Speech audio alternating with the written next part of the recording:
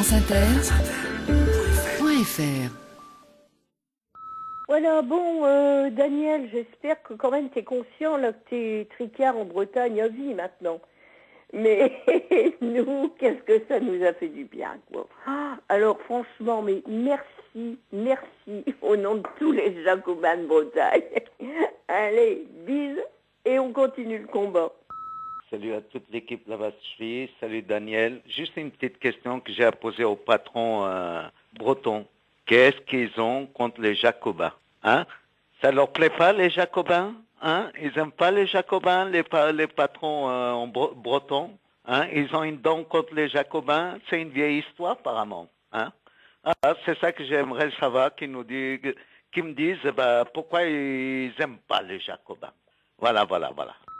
Bonjour à toute l'équipe. Je viens d'écouter l'émission sur l'Institut de Locarn et je me rappelle à cette occasion un slogan qui dans les années 60 et 70 avait un grand succès en Bretagne.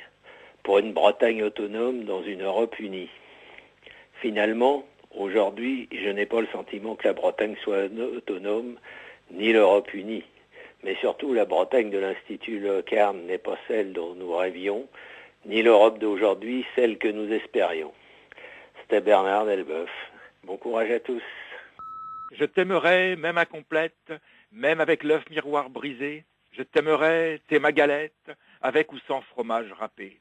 J'ai jadis parcouru le monde, mangé de tout, même des guêpes, en me disant la terre est ronde, tu la retrouveras ta crêpe, sa circonférence parfaite, sa tranche de jambon ou de lard, un peu d'oignon les jours de fête, et du beurre à n'en plus pouvoir.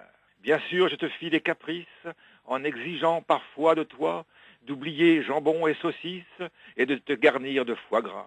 L'Égypte a les pyramides, la France les châteaux de la Loire, le cul a les hémorroïdes, moi je t'ai, ma reine de blé noir. T'es GPT, salut. Ouais, merci pour ce reportage sur l'Institut Locarn. Ce qui m'a fait rigoler, c'est qu'ils invitaient l'ancien porte-parole du KGB à leur petite sauterie sur la Russie.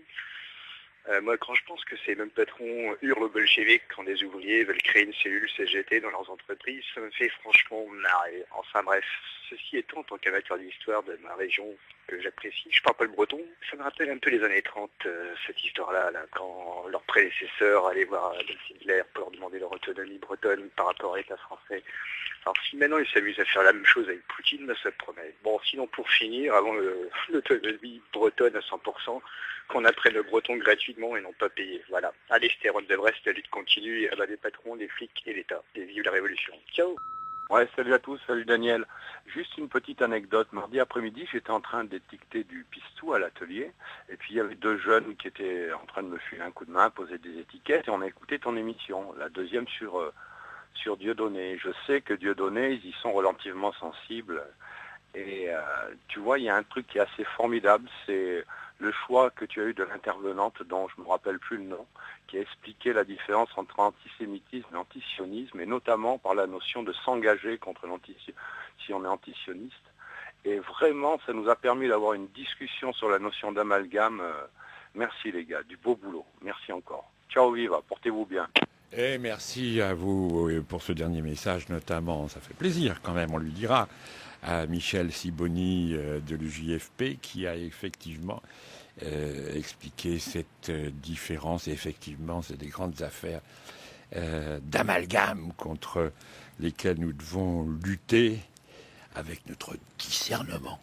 Et sur ce sujet, vous avez promis qu'on vous mettrait en ligne un texte d'Alain Badiou sur le négationnisme. Ben, c'est chose faite sur le site là-bas.org, là-bas.org.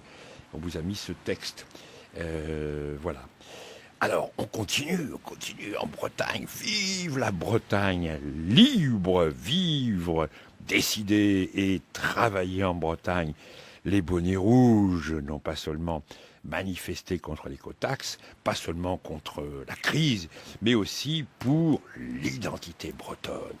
L'élite des grands patrons bretons se retrouve à l'Institut de Locarn, qui est un think tank régionaliste en lutte contre l'État français et les jacobinards. Et oui, jacobinards. Des fois, les jacobinards, ils ont des têtes de jacobinardes, comme Charlotte Péry. On continue ce sujet aujourd'hui. Qui était derrière les bonnets rouges, qui a fait les bonnets rouges, qu'est-ce que c'était ce petit monde? Eh bien, pas mal des protagonistes et des initiateurs de ce mouvement étaient des membres de cet institut de Locarn, c'est-à-dire pour beaucoup des grands patrons bretons de l'industrie agroalimentaire pour la plupart, qui sont ceux qui... il ne s'agit pas de complot, il ne s'agit pas de secret, mais avec think tank et lobby, entendent, ma foi, faire la politique économique de la Bretagne, mais pas seulement, aussi son identité culturelle. Ça plaît pas à tout le monde n'est pas d'accord, et c'est ça qui nous intéresse aujourd'hui. Vive la Bretagne libre. Auparavant, encore quelques messages parmi ceux que vous avez laissés dans la boîte vocale de la basse J'y suis, au 01 56 40 37 37. Ouais, Valls, il a perdu 6 points. Bah oui, non mais c'est un début. Juste un petit souci quand même, c'est qu'il a été déplacé par Alain Juppé. Je pense qu'on pourra se réjouir de la perte des 6 points de Manuel Valls lorsque, je sais pas, au hasard, Christiane Taubira arrivera en tête. Allez, ciao. Dimanche dernier à Paris avait lieu la manif anti-avortement. Mais c'est quoi la manif anti-avortement?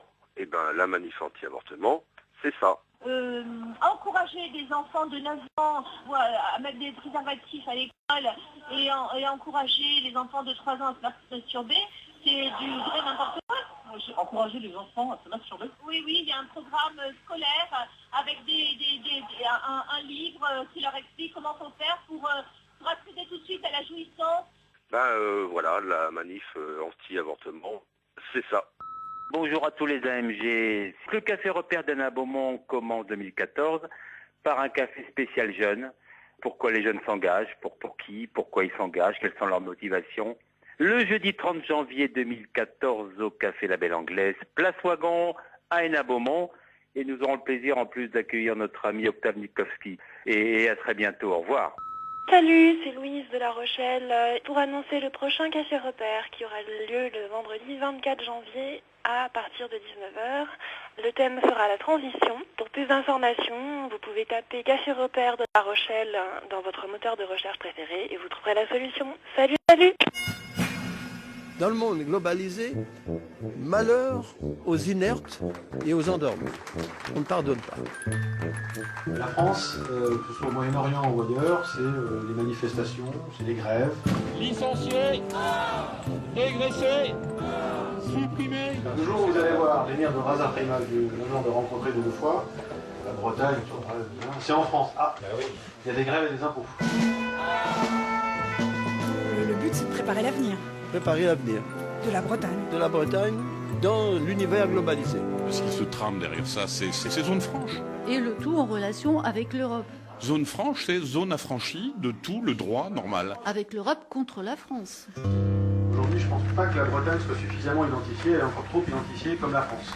Il est beau. C'est vrai, monsieur Beau. Est-ce que les gens en Bretagne sont conscients du jeu qu'on est en train de leur faire jouer? Ça, je pense que non. Alors, la réémergence de la Russie. Poutine. Particulièrement décliné. Salut, c'est Daniel Mermet, c'est la basse J'y suis avec Charlotte Péry. Vive la Bretagne libre. Flight number 2, arriving from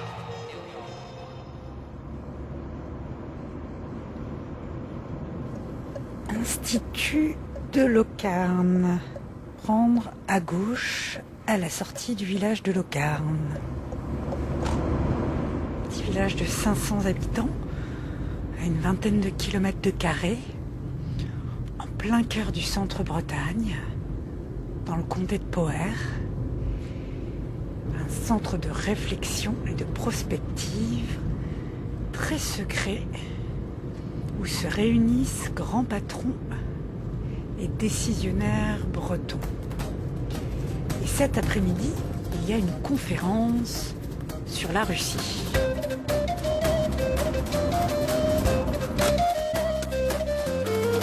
Bienvenue. Il y en a qui sont pas venus depuis longtemps. Jean-Claude. Et le sénateur. Bienvenue le sénateur préféré. Tu vois, la Bretagne devient attractive, hein. Alors nous voilà à l'Institut de Locarn. C'est la ferme de Joseph Le Bihan. Il y a des grands drapeaux qui flottent, un drapeau breton. C'est immense alors le site. Bien sûr. Et nous avons la fibre optique, 100 mégabits, 13 fibres. Nous avons un service de documentation. Nous avons un réseau de correspondants dans le monde pour surveiller ce qui se passe dans le monde. Vous surveillez tout ça dans le but... D'être à la page, d'être à l'avance et d'être au service surtout de l'avenir de la Bretagne. Je n'ai aucun objectif personnel. Aucun.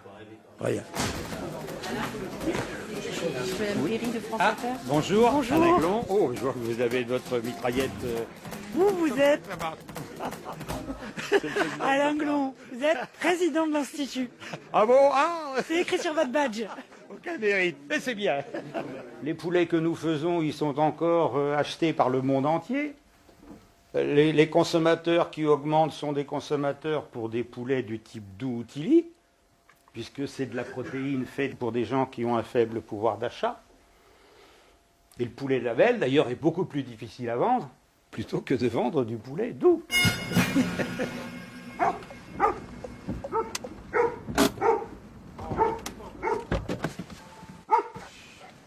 Moi, c'est Jean-Marc Thomas, donc je suis porte-parole de la Confédération paysanne des Côtes-d'Armor. Alors, est aussi présent ici Jean Cabaret, donc je suis agriculteur ici à côté à Rostronnin aussi, en production de lait bio aussi, avec mon épouse, producteur de volaille label rouge aussi.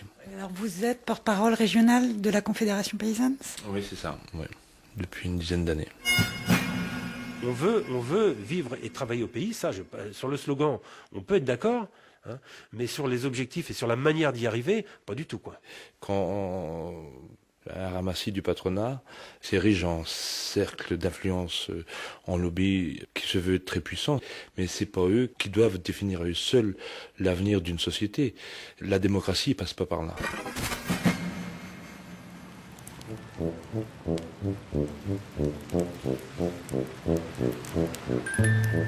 Longtemps,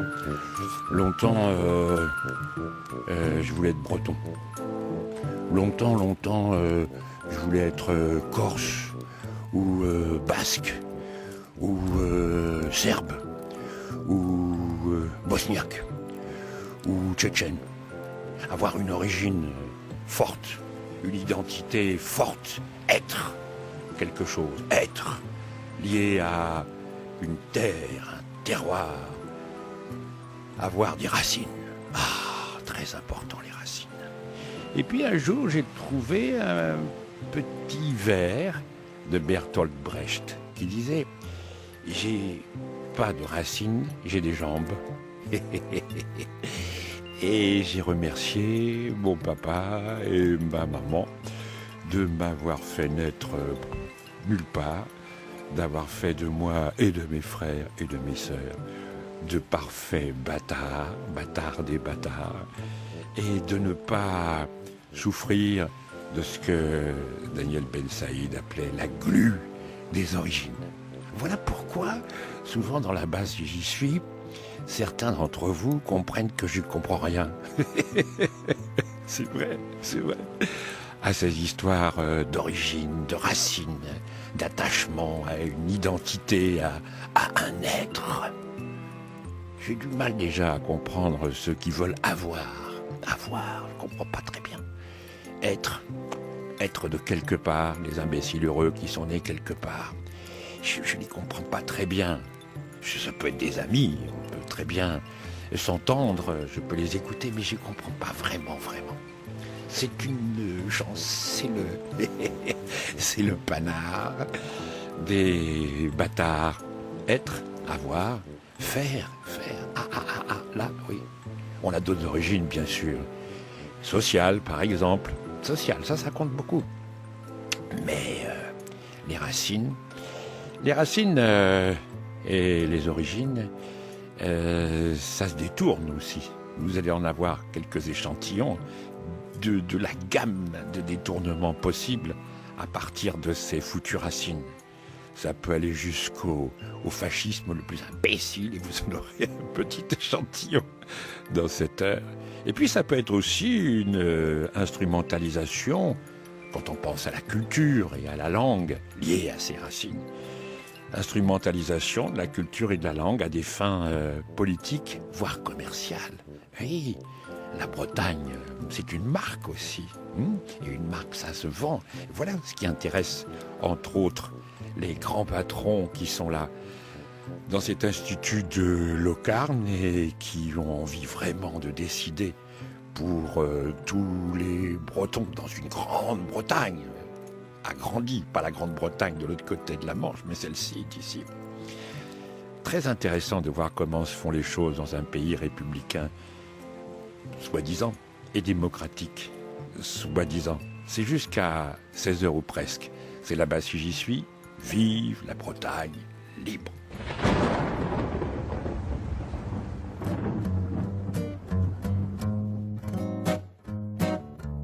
Isuli fallait dreyer huit. Je te tapais ta nu. Jurach quit. A disuli fallait dreyer huit.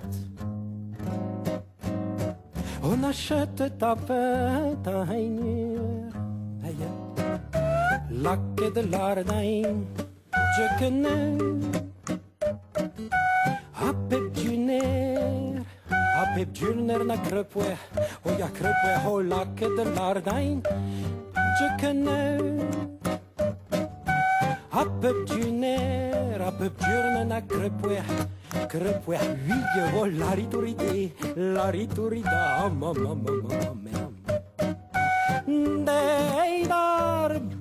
Deidar bosser, der laburat.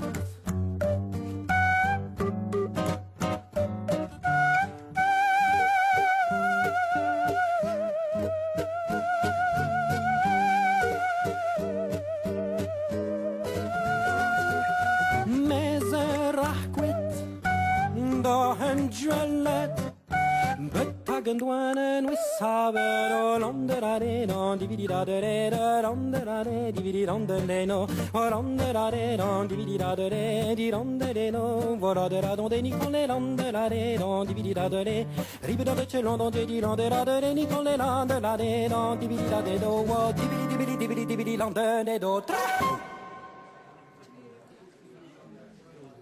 La conférence va reprendre. Pourquoi une conférence sur la Russie, vous savez ? Pourquoi pas?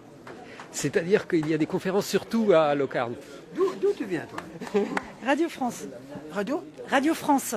C'est Radio France Bleu ou Radio non, France? Radio France. Donc Radio France Jacobine? Oh, Radio France Jacobine. Oh mon Dieu. Mon Dieu. Non, mais non, t'as une bonne tête. Tu ne peux pas être comme ça. C'est fort. Oui. Vous êtes le fondateur de l'Institut Locarn. Ben oui, j'ai créé ça il y a 25 ans. Il y a 25 ans? L'idée de faire ça m'est venue de mes étudiants asiatiques, lorsque j'étais prof à HEC. Parce qu'eux raisonnent en termes de territoire. En Asie? En termes de territoire, en termes de culture enracinée, de respect des groupes humains. Tiens, regarde lui là. On parle en breton là, tous les deux. C'est vrai? Oui, responsable de défense à la région. Cause de rendre raison. Allez. Radio France, Ouest ou Radio France, France? Radio France. Tu te rends compte? Quel honneur pour nous. En fait, ici, c'est chez vous, Locarn. Je suis né là, dans ce village, à côté là, en 1930, dans la pauvreté. Et c'est très formateur, la pauvreté, à condition de vouloir s'en sortir. Vous en êtes sorti? Oui, grâce à Dieu, aussi. Grâce à Dieu? Oui, aussi. Grâce à mes petits efforts et à mes parents, pauvres, mais un petit peu peut-être. Quelques protections. C'est indémontrable, mais je suis convaincu. Je suis breton de naissance. C'est-à-dire que le français est une langue étrangère pour moi. J'ai appris le français 2 ans avant l'allemand. Parce qu'il y a le pré-allemand pendant la guerre. J'ai commencé à apprendre le français à l'âge de 7 ans et demi, 8 ans. parce qu'il n'y avait pas de route pour aller à l'école. Je ne connaissais pas un mot de français. Donc, on m'a brutalisé et m'a traité de tous les noms par un instituteur parisien abruti et alcoolique, en plus. Et j'ai appris l'allemand pendant la guerre, pendant l'occupation, parce que les Allemands étaient installés à l'école. Il y avait un aumônier dans une école catholique qui avait demandé à un élève assez bon en langue allemande, moi j'avais pris allemand, participe et répondre à la messe et tout ça. Ben, j'ai parlé allemand pendant 1 an. Oui, c'est bien, mais à la maison, je n'ai jamais parlé un mot de français, mais c'est mon droit, non? J'ai encore ce droit, non? Bien, si tu veux, on discutera tout à l'heure. Très bien, monsieur Le Bihan. Ce qu'ailleurs on appelle le folklore n'est pas en Bretagne une reconstitution passéiste. Bretagne et Breton. Ici, c'est une fête spontanée, vivante. 1995. Un plaisir d'être breton et de parler breton. Où donc est dans l'histoire de France l'histoire des peuples vaincus? J'ai approché l'âme bretonne et je l'ai aimée. J'aime l'âme de la Bretagne, son âme de toujours éclaire son âme d'aujourd'hui.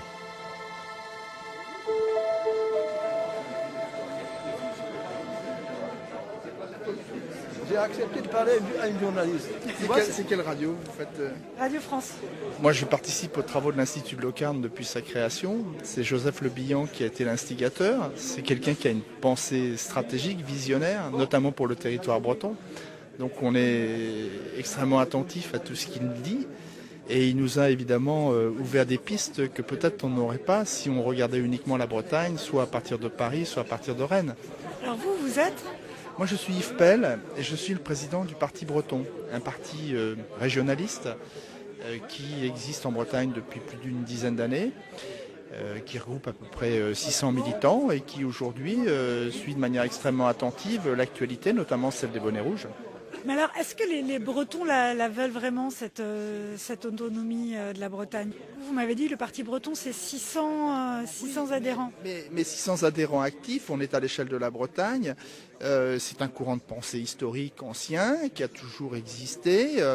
Moi, ce que je crois, c'est qu'il est en train de se passer quelque chose en France aujourd'hui.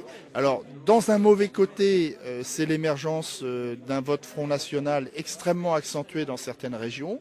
Par contre, je crois qu'il y a un autre choix. Cet autre choix, et je pense que beaucoup de Bretons, c'est quand même illustré par les présences nombreuses des Bretons de toutes conditions dans les manifestations de Quimper et de Carhaix, et au travers plus généralement du mouvement des bonnets rouges qui se perpétue aujourd'hui. On voit bien qu'il y a une aspiration à voir autre chose. Et donc moi, je conserve un espoir très fort que c'est le ferment de ce qui deviendra demain un mouvement régionaliste beaucoup plus affirmé. Pour comprendre la Bretagne d'aujourd'hui, ce sont ses racines qu'il me fallait retrouver. Oui, Xavier Graal le dit bien. J'ai demandé au passé breton les valeurs capables de féconder l'avenir.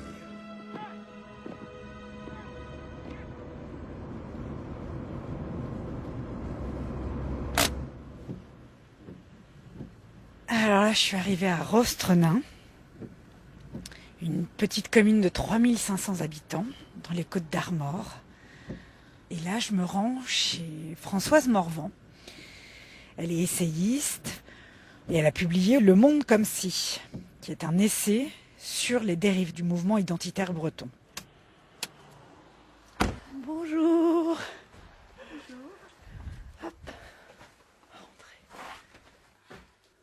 Dans mon essai, le monde comme si, quand j'ai essayé de comprendre comment on assistait à cette espèce de dérive identitaire insupportable en Bretagne. Et là, j'ai découvert qu'en 1993, s'était créé un institut de géostratégie à Locarne. Et là, il se développait un étrange lobby, rassemblant donc des patrons importants, puisque Jean-Pierre Leroc, Intermarché, Enaf, le fameux pâté, Patrick Lelay était là à l'origine également, pour faire TV Braise. Donc, pour moi, la clé de ce que je refusais personnellement se trouvait là. Et je me suis rendu compte que l'Institut de Locarne, ça avait été 3 associations déposées à la sous-préfecture de Guingamp. Et la 3e, c'était une association baptisée Koudenov Kalergie. Ce qui m'a semblé vraiment bizarre. Pourquoi Koudenov-Kalergi? Bon, c'est un personnage qui a œuvré pour l'Europe, mais une Europe chrétienne, une Europe qui soit opposée au communisme et qui s'organise sur base ethnique. De même, l'Institut de Locarne, là je n'invente pas puisque Joseph Le Bihan l'a écrit, il a expliqué que la France était foutue et que l'Allemagne, voilà des gens qui savaient comment s'organiser. Le modèle de la France devrait être l'organisation des Länder en Allemagne, avec en même temps un respect des autonomies, la liberté accordée à chacun de faire ce qu'il veut dans son coin, enfin une manière de faire éclater la France républicaine. C'est une Europe chrétienne, entraînée dans une guerre économique par ses élites, et la formation de ces élites fait partie de ce que vise aussi l'Institut de Locarne, et le tout en relation avec l'Europe contre la France. On est en présence d'un projet tout à fait cohérent. À partir du moment où on envisage de se libérer des syndicats, des lois sociales, du code du travail ou de ce qu'il en reste, pour pouvoir entrer dans la mondialisation avec toutes les cartes dans son jeu et faire comme on veut, quand on veut. D'autre part, quand on vise la défense d'une Europe catholique, on est sur un projet rentable du point de vue du patronat ultralibéral. C'est leur intérêt, c'est objectivement leur intérêt. Ils défendent un projet politique tout à fait cohérent. Moi, là où le bas blesse, c'est quand le Conseil régional socialiste fait allégeance à ce projet. Quand Jean-Yves Le Drian, le président du Conseil régional socialiste, va présenter son projet pour la Bretagne, c'était en 2006, à l'Institut de Locarne. Pas n'importe où, mais à cet endroit-là. Quand Jean-Michel Le Boulanger, responsable de la culture, participe à l'université d'été de l'Institut de Locarne et entend dire à Linglon, le président, notre problème c'est la France, et trouve que c'est très bien, c'est là que je considère qu'il est de mon devoir de protester et de signaler que les manifestations des bonnets rouges, non, ne sont pas des manifestations spontanées. Elles viennent servir le projet de l'Institut de Locarne. C'est un projet, pour moi, ultra-réactionnaire et contraire aux valeurs républicaines et à l'égalité, aux vestiges d'égalité, à l'espoir d'égalité qui est quand même assuré par des siècles de lutte en France.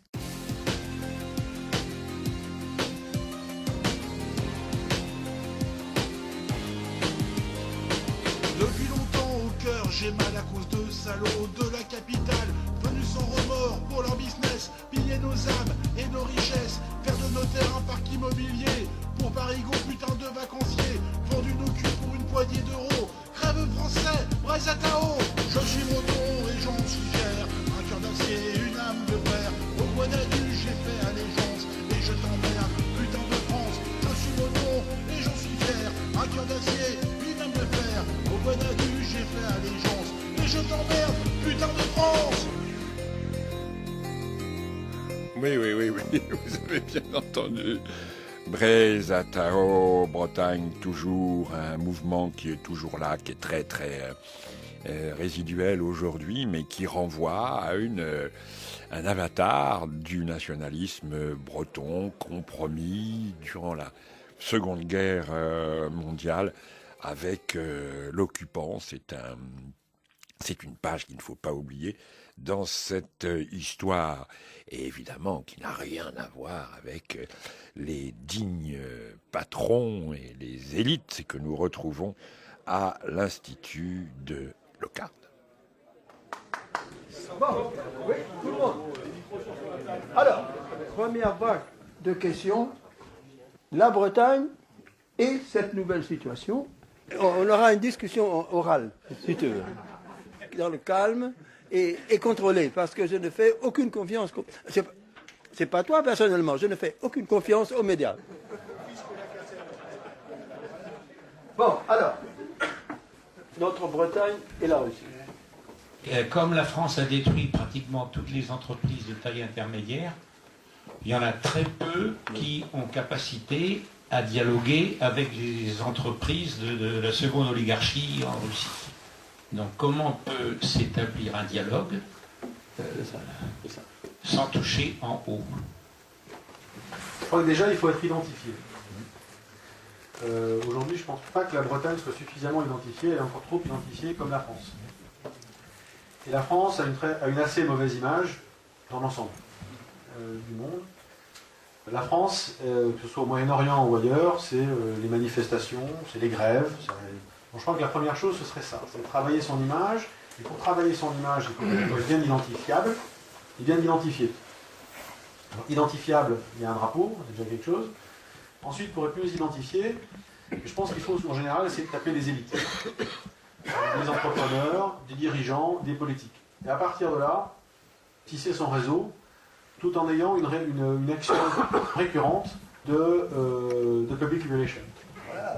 Il ne faut pas négliger le travail de fond d'être identifiable et d'être identifié.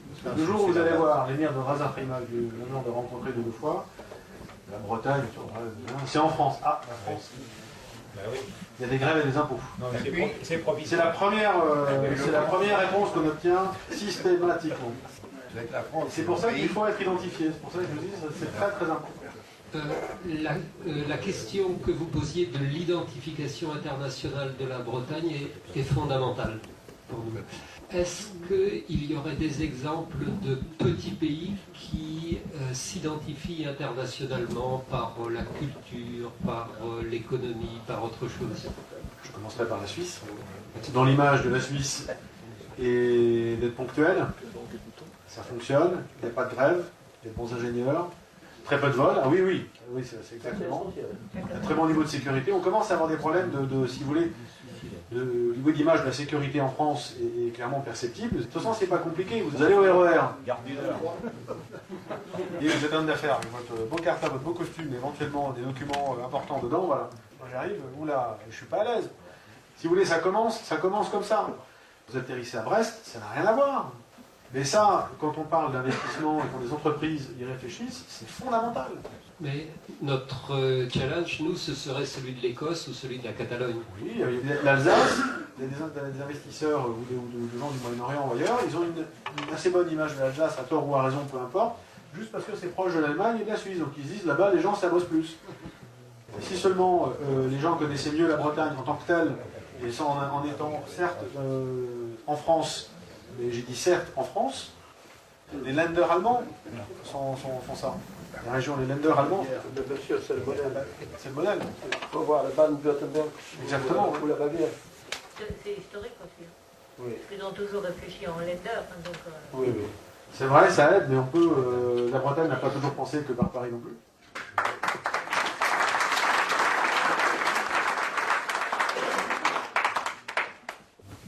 Jacques, tu posais une question, non? Produit en Bretagne, toute la région y gagne. Vous êtes le fondateur, vous vous appelez Le Billon. Joseph. C'est ça. Vous étiez professeur à HEC. Et à l'ISA surtout, à l'Institut supérieur des affaires. J'ai entendu dire aussi que vous étiez à la DGSE. Non, j'ai été dans un service d'information de l'OTAN. Dire que je ne connaisse pas la DGSE, ce serait aussi une erreur. Anticipation du futur. C'est pour ça que le centre a été créé. Oui. Le but, c'est de préparer l'avenir. Préparer l'avenir. De la Bretagne. De la Bretagne dans l'univers globalisé. L'avenir économique et culturel. Ce n'est pas du tout l'avenir politique. L'avenir des entreprises en groupe, des réseaux. On se singularise au sein de l'Europe, comme font les Écossais, comme essaient de faire les Gallois, comme essaient de faire les Flamands, comme essaient de faire l'Alsace, comme essaient de faire les régions italiennes, les régions espagnoles. L'Europe, c'est l'ouverture. Il y a au moins entre 10 et 15 000 grands diplômés bretons quittent chaque année. C'est-à-dire que nous perdons les meilleurs, parce qu'il n'y a pas d'entreprise suffisante. Alors nous essayons de les récupérer, de les faire revenir. On a l'université Iris Poé, une fois par an, mis en place avec Patrick Lelay. Patrick Lelay, donc il fait partie Patrick de la... Lelay, membre fondateur de l'Institut local. Et lui a assuré un financement privé, lui-même, par un bénévolat, de cette université Iris Poé. Iris Poé était un des souverains bretons avant le Xe siècle, qui est un symbole. L'université Iris Poé consiste à motiver les Bretons, les étudiants bretons surtout, qui sont dans les grandes écoles de France et étrangères, pour les amener à travailler plus tard en Bretagne. Vous avez là un polytechnicien, deux normales supérieures et deux HEC qui sont là aujourd'hui, qui sont venus écouter, et on essaie de les mobiliser. Il faut qu'on mobilise notre élite. 150 jeunes viendront pendant 2 jours. Voilà, dire à Allah. Et apporter votre contribution à la renaissance de la Bretagne. Erispoé, il étend la Bretagne jusqu'à Nantes et jusqu'à Angers et établit sa capitale à Rennes. Bretagne et Bretons. En l'an 851, la bataille du Grand Fougeray contre les Francs est encore une victoire. 1995. Erispoé, prince de la Bretagne, jusqu'au fleuve de Mayenne. Retourne vers ton roi. Dis-lui que la terre bretonne ne lui a jamais appartenu et que je n'ai pas à obéir à ses lois, ni à lui payer de tribut. Qu'il règne sur les Francs, moi je règne sur les Bretons. Si les Francs veulent me déclarer la guerre, qu'ils viennent. Je pousserai mon cri de guerre et tu me verras m'élancer à la tête de mes chars. S'ils ont des boucliers blancs, nous en avons des noirs. Une société de compétition basée sur le dynamisme d'un maximum de gens suppose que l'élite soit composée de gens prenant des risques. Or, ce sont les protégés qui ont le pouvoir. Les fonctionnaires, par bien exemple. sûr, bien sûr. Et donc il faut casser ces protections. Oui, mais non, ou bien on ne la cassera jamais, et probablement on n'évitera pas un déclassement. On est en déclassement. Donc il y aura une fuite d'élite. Et ça, c'est dangereux. Parce qu'il ne restera plus que les assistés. Mais voilà, c'est ça un problème. Fuite d'élite. Dans le monde globalisé, malheur aux inertes et aux endormis. On ne pardonne pas. Un centre unique est un handicap. Il faut un polycentrisme. Il faut passer au modèle allemand. Que Paris laisse faire.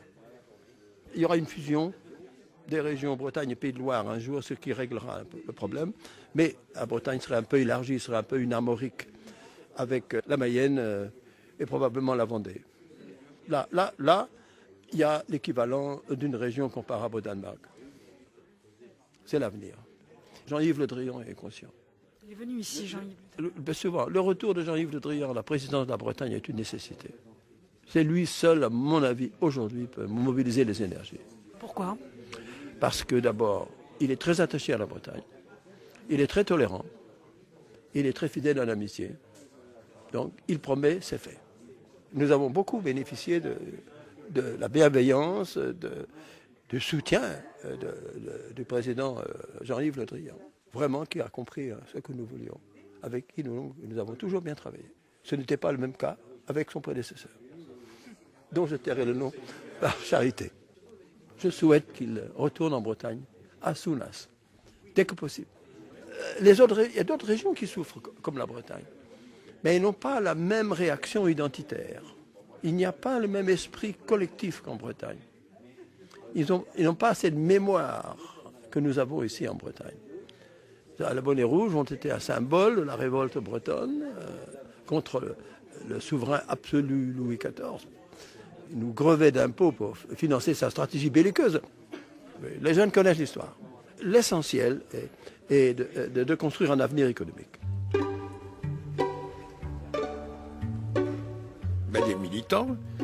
Ces gens-là sont des militants, tout simplement, comme on milite dans un parti politique pour faire progresser les convictions que l'on peut avoir, les stratégies qu'on a échafaudées et une certaine vision du monde, une certaine philosophie, une certaine idéologie, tout simplement. C'est le cas de cet institut de Locarne, qui n'est pas une société secrète, vous voyez bien.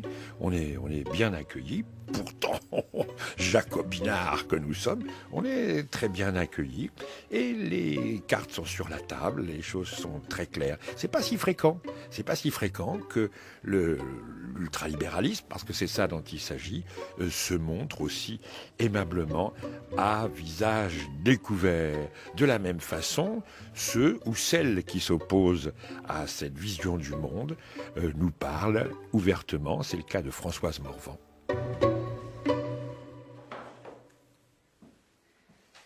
Sur les manifestations des bonnets rouges, en premier lieu, il y a eu l'invention du bonnet rouge. Un bonnet d'acrylique fabriqué en Chine ou en Turquie par une entreprise anglaise et diffusé par Armorlux, qui fait partie du lobby patronal breton. Là, il a fait une opération absolument extraordinaire. Les gens se sont couverts de bonnets rouges, et qui est le bonnet rouge, qui est le bonnet de la jacquerie bretonne du XVIIe siècle, qui opposait les paysans bretons. Alors, d'après l'idéologie développée, c'était les paysans se révoltaient contre le roi de France. C'est totalement faux.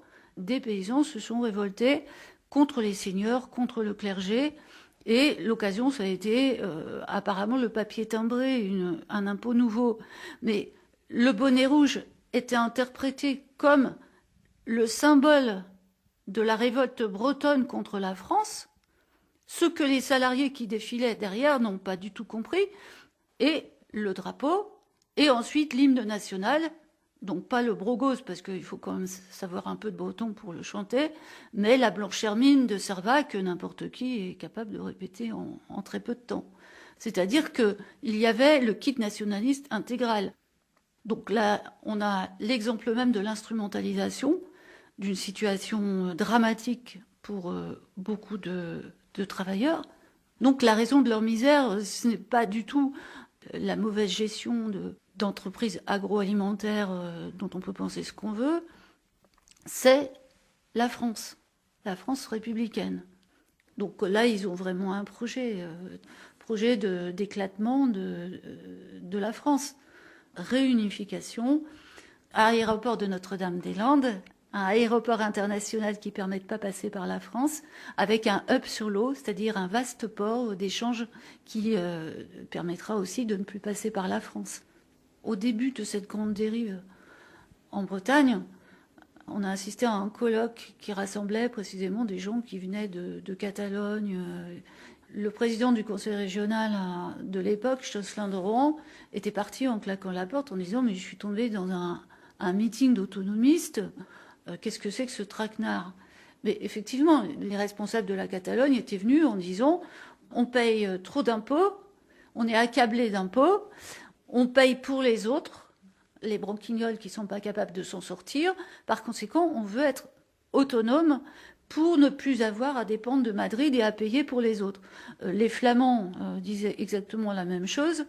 En Italie du Nord, c'est la même chose. C'est exactement la même chose. C'est le projet qui est défendu par l'Europe, finalement, telle qu'elle s'est mise en place. Donc là, on a un intérêt bien compris de patrons qui, dans les régions d'Europe susceptibles de prendre leur autonomie, ont tout intérêt à développer un projet politique qui, finalement, celui de Locarne et celui de l'Italie du Nord, n'est pas fondamentalement différent. Est-ce que c'est l'intérêt des populations maintenant ? Et surtout, en Bretagne, parce que la situation n'est quand même pas la même partout, est-ce que les gens en Bretagne sont conscients du jeu qu'on est en train de leur faire jouer ? Ça, je pense que non. Et autre chose qui, moi, m'amène à protester, c'est le fait que toute la presse régionale, tous les médias régionaux, tout est maintenant inféodé à ce projet. Et quand on a un effet comme ça de propagande, sans finalement débat démocratique, sans voix qui puisse se faire entendre de manière équitable, on est dans une situation qui, moi, me semble très dangereuse. Et quand on a derrière ça des pouvoirs d'argent aussi énormes, on sait très bien que de toute façon, la lutte, elle peut avoir lieu pour l'honneur, mais qu'elle est perdue. et que les gens ont quand même le droit d'être informés sur ce qu'on fait pour eux, à leur place et en leur nom.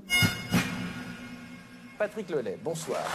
Canal+, 5 novembre 2013. Vous êtes l'ancien président de TF1 et vous soutenez la colère des Bretons. Je suis breton et pour la comprendre, je la comprends, oui. C'est sûr, oui, parce que c'est 50 ans qui ressortent. Patrick Lelay. Il y a des problèmes immédiats qui sont basés sur le fait qu'il y a une population qui est très travailleuse. On peut reconnaître ça aux Bretons, ils bossent. Et vous avez des gens qui sont excédés par des taxes, à n'en plus finir, excédés par des réglementations qui leur empêchent de faire quelques projets que ce soit. Mais c'est simplement le fait que vous ne pouvez plus entreprendre. Une des revendications, c'est le droit à l'autodétermination, c'est le droit à pouvoir innover. Vous l'avez dit. Oui, d'accord, mais je l'ai dit parce que j'y crois. Mais c'est le droit à l'expérimentation. Vous n'êtes pas pour l'indépendance de la Bretagne? Si. L'autodétermination. Ça, c'est un rêve pour la troisième génération. Mais c'est pas ça le problème. Le problème, c'est de se dire que le pays ne fonctionne plus.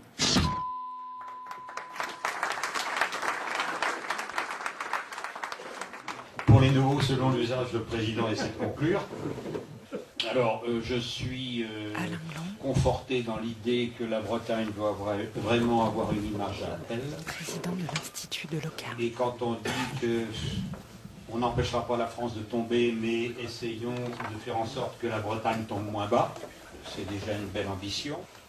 Je serais intéressé par savoir ce que l'on peut demander à des oligarques russes, que peuvent-ils faire pour la Bretagne.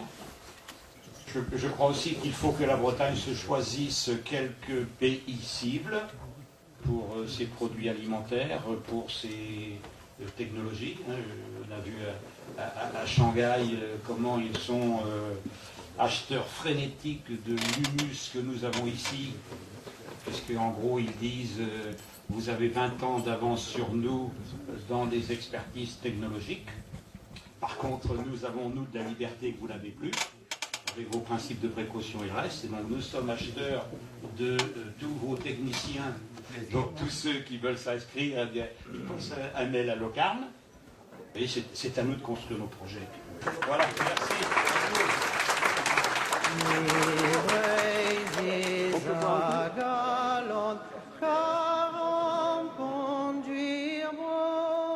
L'Ankou va passer encore bien des fois.